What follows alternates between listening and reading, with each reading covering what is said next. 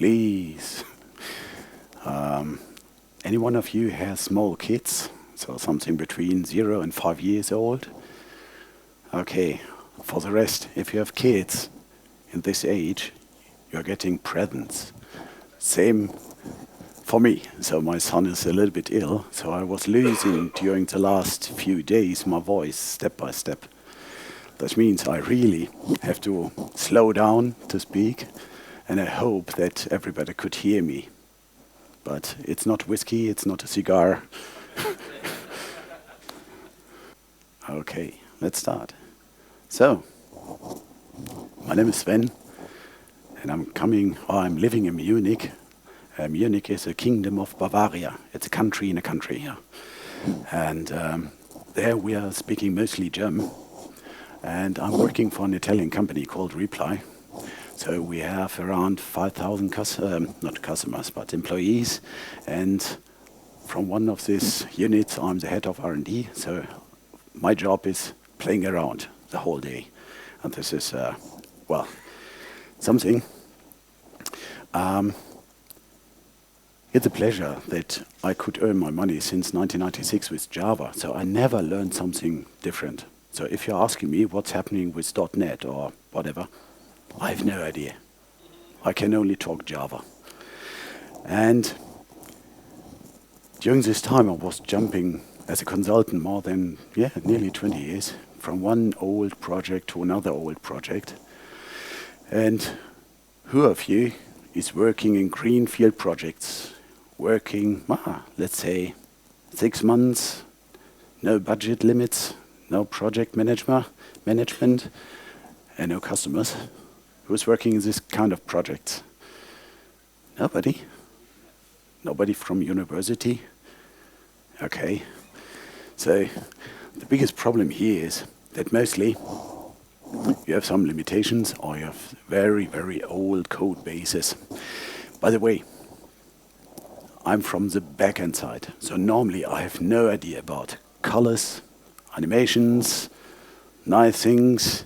So be prepared. This was one of my first experience with a tool that gave me all this stuff. The first version I really had to reduce. So if someone is, well, be prepared. I really tried to reduce. So the main thing is, who's working on old legacy systems? Okay, for the rest of you, you can earn money with this, and you have to live with this. So mostly the code base I'm working now on is more than 30 years old. And with this, I have one nice thing. There is no test coverage.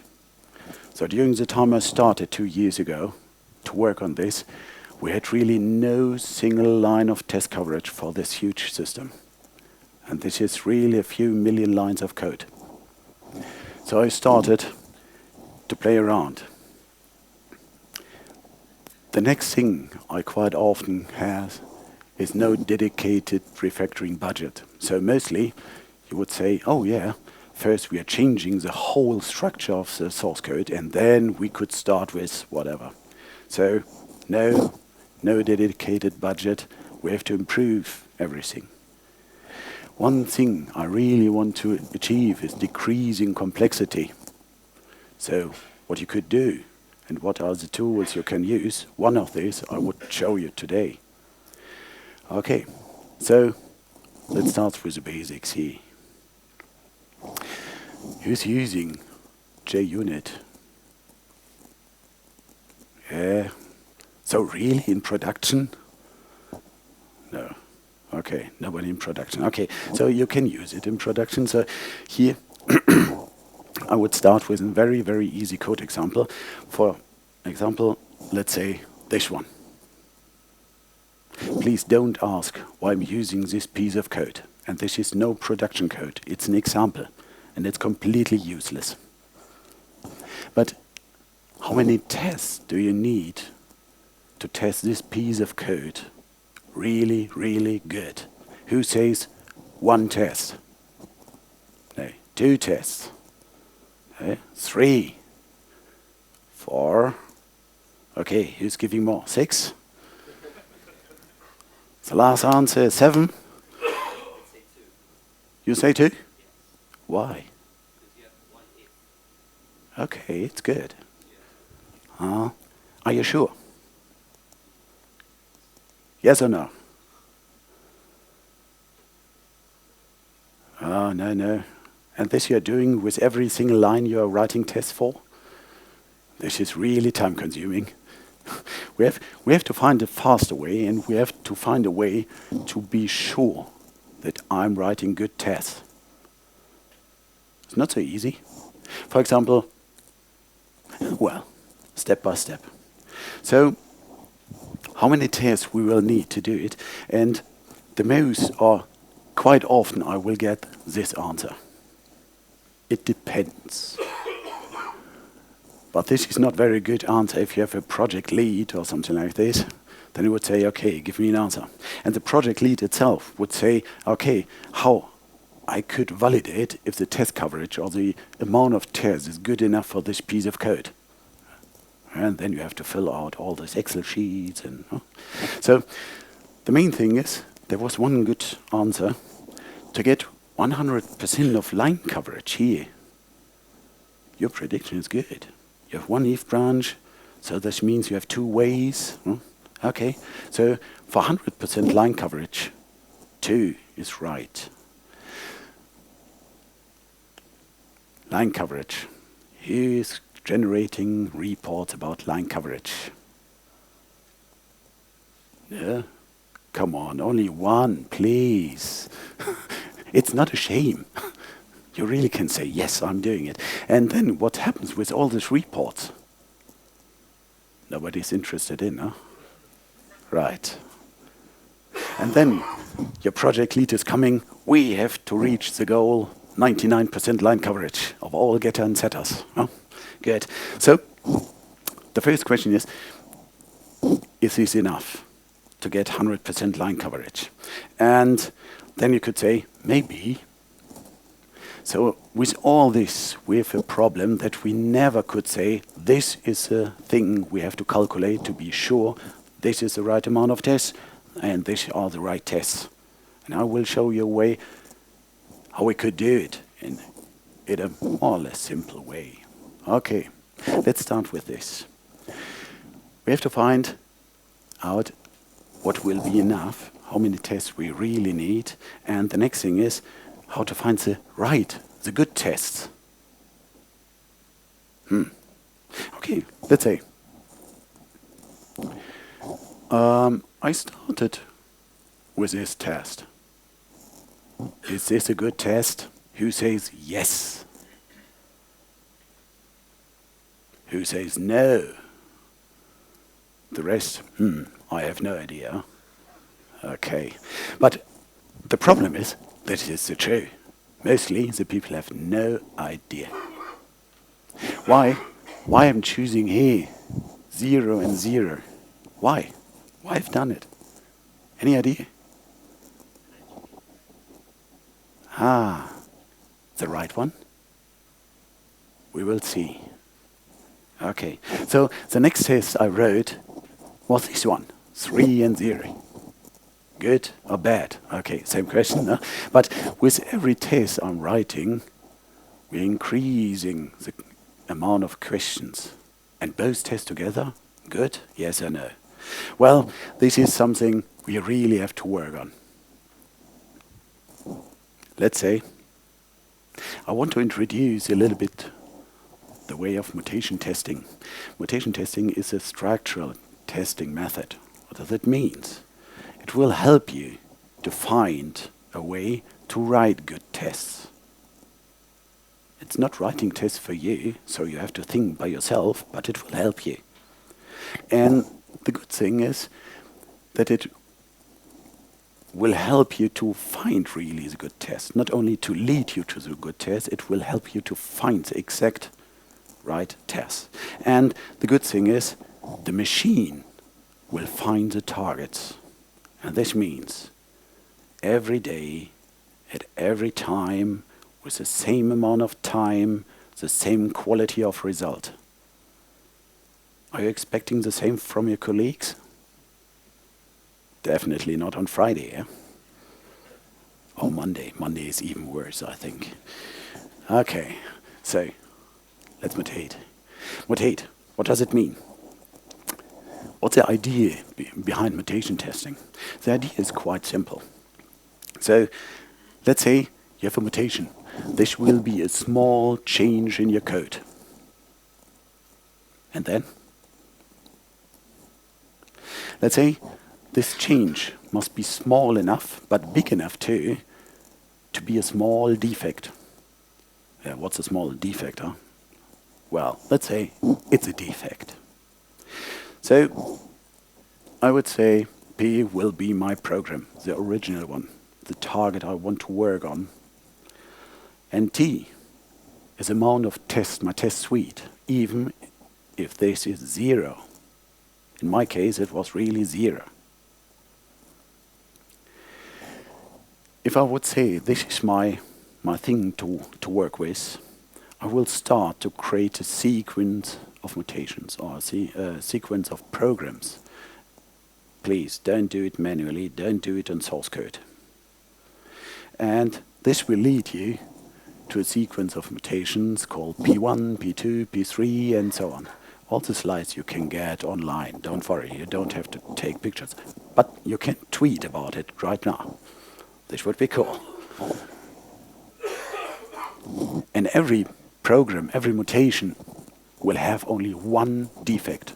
This is important. Otherwise, who studied mathematics? Okay, 1, 2. What does it mean if I'm combining more than one defect to a mutation? Yeah, it's increasing complexity, huh? Exponential stuff, huh? Yeah, so every program will have only one defect, one new defect. The next thing is, again, this, I will run all my tests I have. Here, something is doing here noise. So with my whole test suite, I will work against this mutation. Even if it is 0, no, I need minimum 1 test, but this you could write very easily. Green will mean this mutation will be killed. This means minimum 1 test must be red. If every test after this mutation is green, then you have a problem. Because then there's no difference if you're delivering A or B. Your test result will be the same. So, at minimum 1 test must fail. It means red if all tests are green. Right. Yeah, I see a lot of test-driven development with really useless tests, like write something to the database, make a commit, and never change if it is really going to the database. But the commit was okay. So now we have a problem. I want to find how many mutations I can create and what's the border to kill every mutation. It's the same with test coverage. What's the right amount of test coverage? 80%, 90%, 100%, 120? You never know. So we have to find a way. So if I'm only killing a few mutations, then I have to decide what's the right border and what's going on here. So this means if I'm killing every mutation, right, you're perfect. But, you know, we have to work with a limited time and a limited budget. So the first question I have, how to create all these mutations? Any idea? What could be a good point to start to create mutations in Java? Bytecode. Bytecode is perfect, and this will help you. But it's not your task. Because the good thing is, we could almost generate and automate all these things, everything. Which means, what we are doing, mutation testing is an add-on to JUnit. It's not a replacement. And we have to generate all the mutations. And the next thing is that we have to run all JUnit tests against it. And then we have to check the reports, what's going on.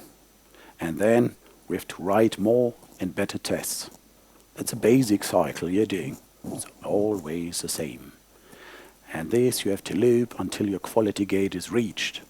You have to decide what's the right quality gate, but I will help you to find an answer on this. So, if you have this, you could do something like defects per million line or 1,000 lines of code, so that you have something like a number you can reach, and estimate that every defect must be independent from other things. So if a defect is based on another defect, then it's not covered in this talk. So normally I would say every defect will be independent. Okay. So how to create, how to decide what kind of mutations we want to have. If we have this and would say that we need a high number of mutations, if you have a huge code base, this mostly will lead to an exponential number of mutations. So if you have different pieces you can change, and if you have double amount of pieces you can change, then the combination will be huge. So the tool must help you to reduce the equivalence so that you have only the main line of mutations and not the same mutations each time again. What's a mutation? What could be a mutation? Any idea?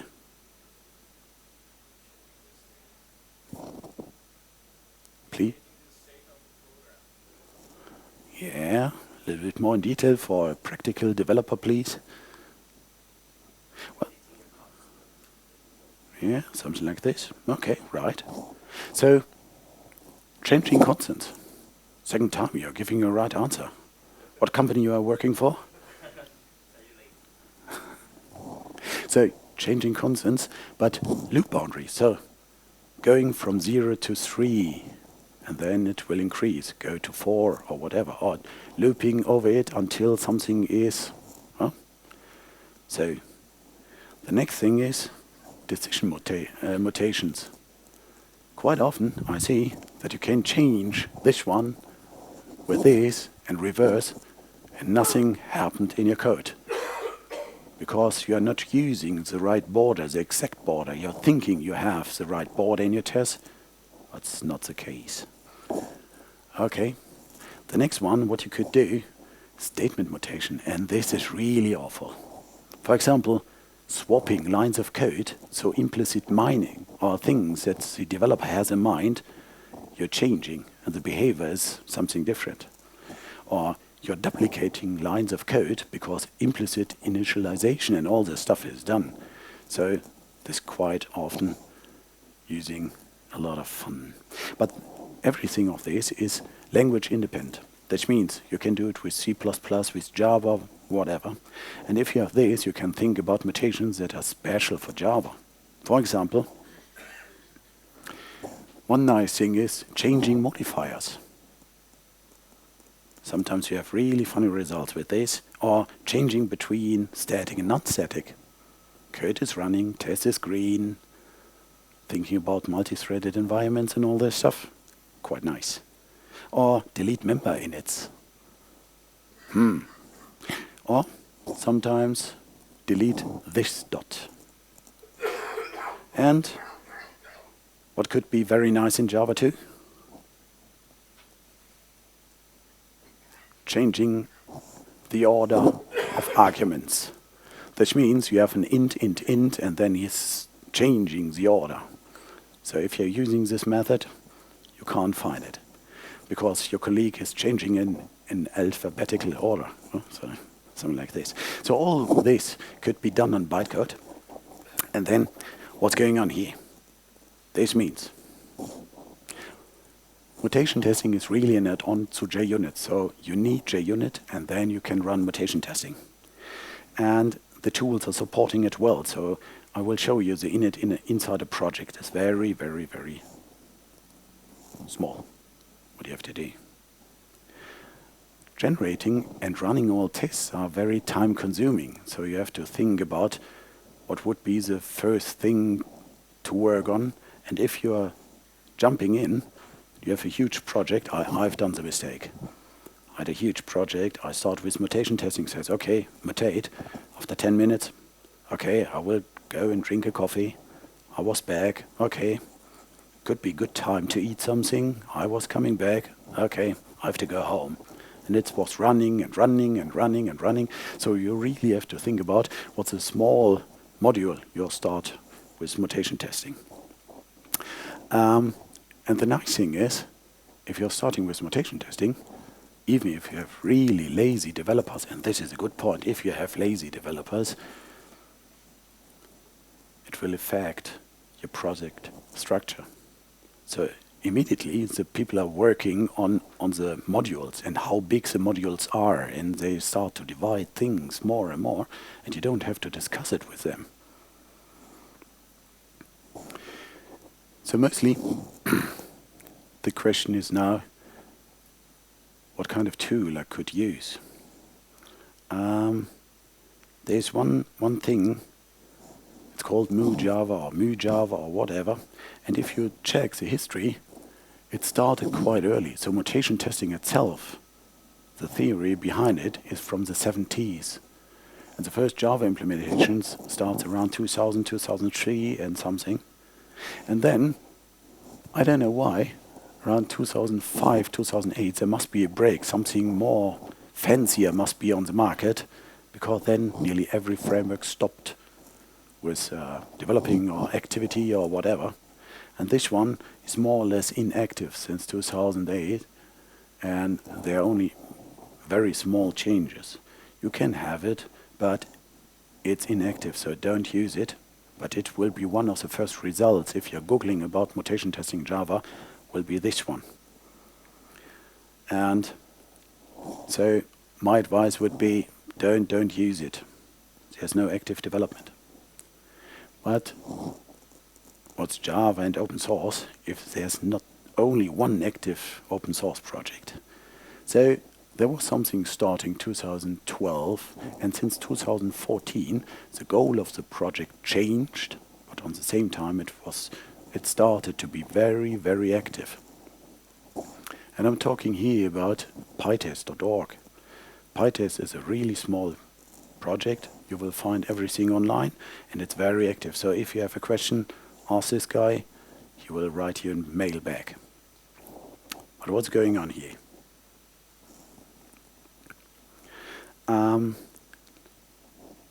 You remember the example from the beginning? Yeah, okay. Let's say, go back to this and analyze what we have done. So, it says one if statement with two branches. So it means two tests to get line coverage. Huh? Okay, so the question was how many tests you need. So there's one interesting thing. I've done it with a few teams. So we had a free day, a complete free day, and we took one of the core libraries, and I told them that even the young one, the junior one, or even the very, very senior one, now you have time to write as much as possible tests that are necessary to test this piece of code very, very good. And then we wanted to compare all the JUnit tests that are written. And one thing was very, very interesting. If you gave them a lot of time, they start writing tests over tests over tests. It was amazing. Even with this, they wrote so many tests, and nobody was thinking about if a test really is overlapping from the result to something else. So they're only increasing. And this means sometimes you need 5 tests, and they wrote 30 or 40 tests. And they never stopped, because they think, oh, this could be, and that could be, and it was amazing. So let's go back to line coverage, and let's say, okay, for line coverage, for the reports, for the management reports, we need 2 tests. Then we are happy. Everybody will get his bonus, huh? Anybody with bonus based on test coverage? Something like lines of code, no? Years ago. Okay, so what's going on here? Based on this, we have one if statement, we have one else branch, that means 2 JUnit tests, and who's using Jacoco for test coverage? Okay, something else? No, okay. I had this test here with 0, 0, and everybody told, okay, this must be a board or something like this, huh? And this was the next one with 3 and 0. Now let's see what's going on here. 0, 0 will lead you to report like this. Oh? The good thing is, you see line number 8, that the code coverage tool will give you a hint. There's something, it's not 100%, so you have a second way through this piece of code, but you have a green line and you have a red line. And now, I'm starting with the next one, and my test is perfect. So this is a base you're starting with. Let's analyze if 0, 0, 3, 0 is good. The first thing is, we got 100% line coverage, and now we want to test the good things, and we want to measure if it is good, and all this stuff, so how to find a good test. Let's create a mutation test report about it. So, this we are creating, and then this could be done. I will show you what you have to write to your Maven configuration, but you only have to say, okay, PiTest, please create the mutation test coverage.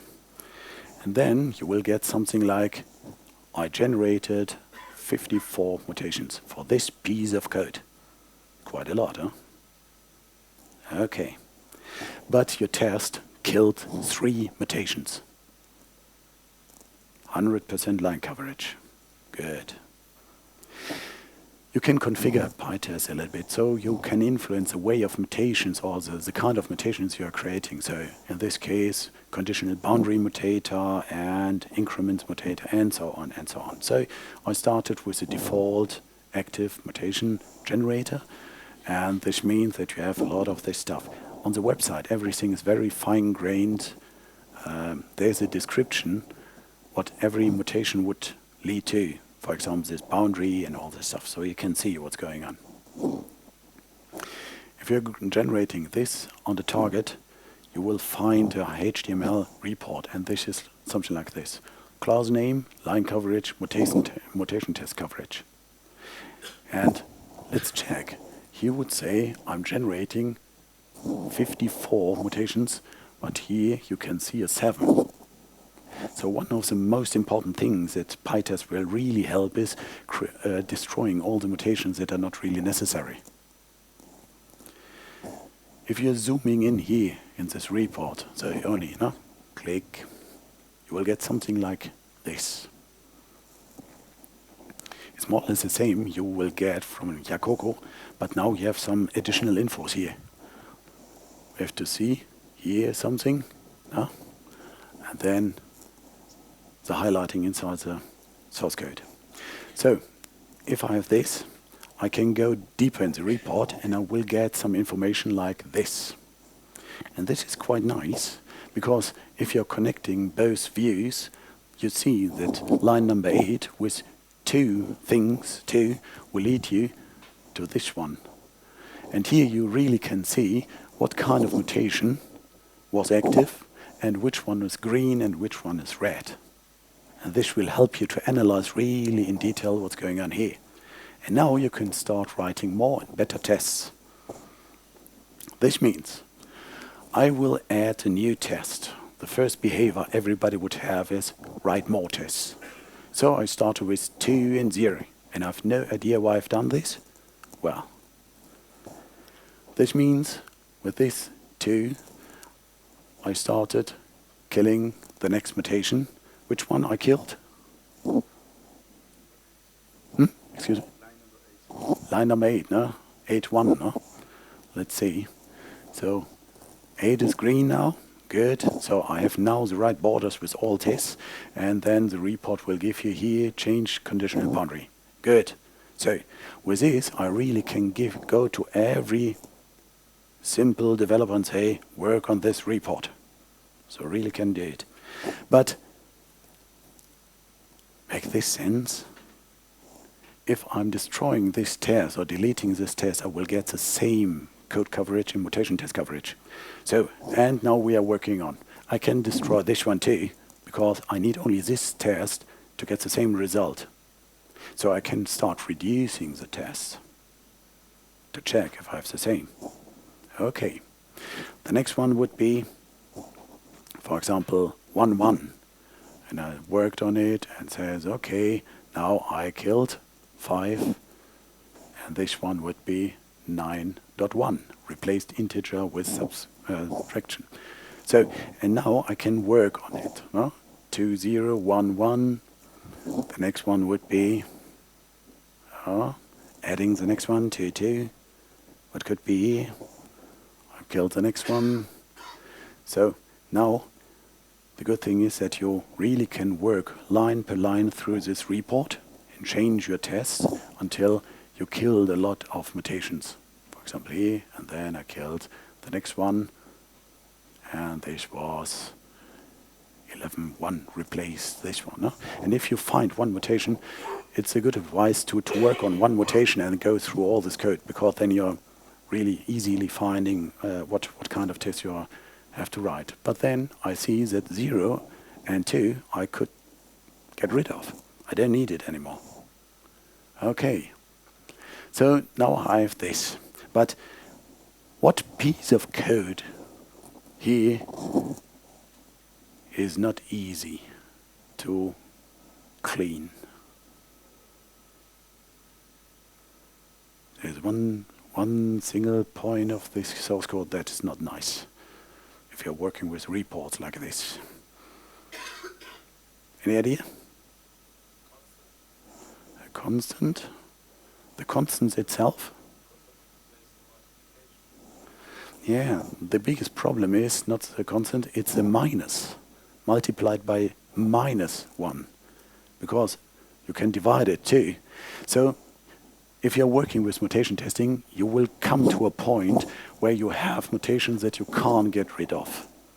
And then you have immediately one question. Could you change it to a piece of code that could be tested more effectively? Or if this really makes sense? Or you can describe it in a very detailed way so that you can get rid of things like this. Okay. Let's say, what's a lesson learned here? Mutation testing is quite often leading you to some, let's say, cleaner code compared to using JUnit only. And I will give you one example, a real world example that I found. I used only a small one because otherwise my slides are not big enough. So the original code was something like this. Okay. So the example itself we had was only one if statement. But in real world or old code you will find for if, then a sub-if, and then some branches and so on. And if you start with mutation testing here, not even the modules are really smaller because they want to reduce runtime. So you start off thinking about, oh my god, writing tests for this is really, really hard. If you start mutation testing for this, oh no, not nice. So they start refactoring. They start with refactoring. And the result was something like this. It's exactly the same behavior. But what's the big difference?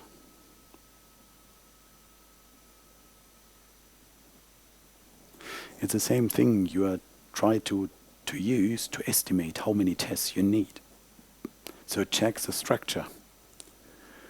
The first one was something like this: for, if, else, and so on. This was the structure of this piece of code you're testing. And the next one would be very easy. One if else, then completely new, one for with a break combined with an if, and then if else. That was it. So you broke the hierarchy in single pieces that you could test independently. And this is quite easy for the most developer to write test through. So the good thing is that mostly if you're starting with mutation testing, the developer starts to construct easier things in their code. Okay. The next thing is that as I mentioned before, you're writing mostly smaller units, so things that nobody was working since years is now easy to decide. We need smaller modules, and there's one interesting thing. I wasn't expecting it, but it turned out that quite often I found this. What happened if you have a task, then you start writing code, huh? Then you're writing tests against it. Then you're changing both until your goal is reached. And then what you're doing after this? Jumping to the next target, huh? Right. So if you're going, you have to bug fix a code, you're jumping in an old code, and then you're debugging all this stuff. Then you start writing tests to check if this bug is there, and then you're changing something. But mostly you're not really cleaning around this code. A good thing with mutation testing is that it will help to find useless code pieces. For example, this one.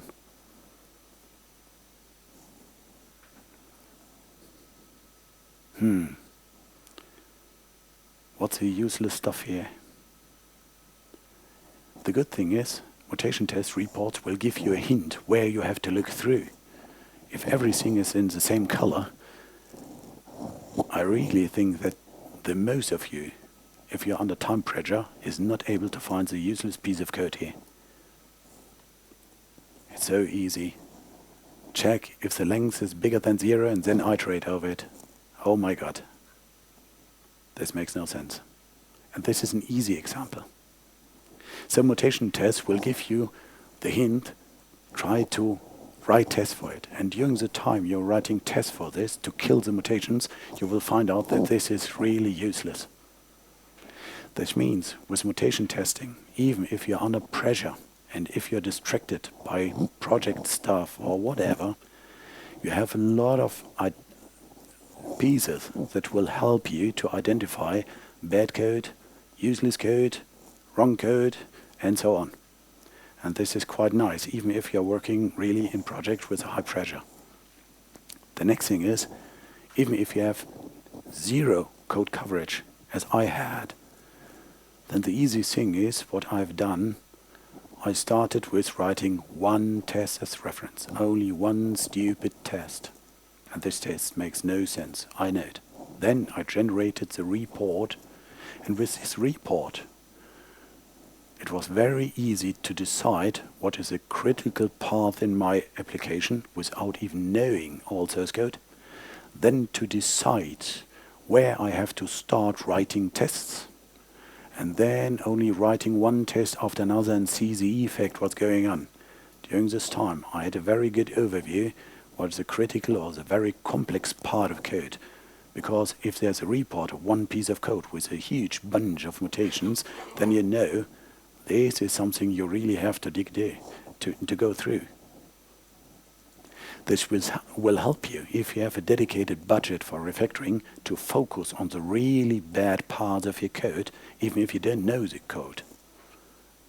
So you're going through a new project, and after one day, you find all the black hole there. Okay, how to start? Everybody told me, oh yeah, we have no time to start with this. Well, it's not so bad. You need JUnit. Okay, one test. If you have 0, then write one test. That's it, your base. Then add the PiTest plugin to your build section if you're using Maven. If you want to know how to do it in Gradle, you have to ask him. He can help. Configure the plugin. But even if you're using the default things, it's really good. Generate the reference. Would say clean install. This are you doing every day a few times, so it's no time overhead. The only time overhead will be this one, the first mutation coverage report, because your modules are too big. This means start it before you're going home. Let the machine run. The report will be under target.pytest or pit reports. The only thing you have to build or to write to your code is that you are activating the plugin. you can configure XML or HTML. This is good because this one, XML, you could write tools for it to analyze, to start actions, whatever. And then you have the target classes and the target test classes. So this is one of the points why I always told start all test classes with JUnit dot original class package name. Huh? So then you don't have this overlapping steps. Mostly you have this overlapping steps. So this means he knows exactly only mutate these classes and use these classes as reference to generate the reports. The next thing is you could add the reporting section to say, okay, please make a report. That's it. Everything you can do in below 10 minutes. And then you can start with mutation test coverage and see what the report's going on. So that means start with some tests, generate a PiTest report, start to kill mutations, and if you have time, eliminate useless tests. This could be automated so that you would say, okay, I have a code generator that's going through all my test classes and start with putting an ignore through this test, generating report, checking if both is equivalent. If yes, then let it there. Then search for ignore tests and Guantanamo pattern. The good thing is, or the easiest advice is do it one by one. Don't try to write tests that are killing more than one mutation. Focus on one mutation. In the beginning, it's easier to say, I start only with one kind of mutation, and then write only tests against this mutation. Then you're quite fast. And then really do it step by step. So please, not doing several things at once. So write small tests. That's it. Okay. If you want to see something where it's used, sometimes I'm writing open source. And for example, this dynamic dependency injection, what I'm writing, that's on GitHub. That is with more than 90% mutation test coverage. And the good thing is this was an example, writing all this stuff, putting to production and see how many bugs you get. Well, not so much. So please try it. Take your time, this 10 minutes to activate it in your project. If you have any questions here, let me know. Come via Twitter to me, via email, or even ask me until I have my voice here. And then I can give you some examples, or I can show you, for example, what you could do with these or not. It's not so difficult, but it really could help you to save time and money for your project. So with every single step, you're increasing the value of your project. Yeah, that's the main thing. Good that my voice is working until now. I hope everybody could understand me in the last line. And I would say, follow me on Twitter and thank you.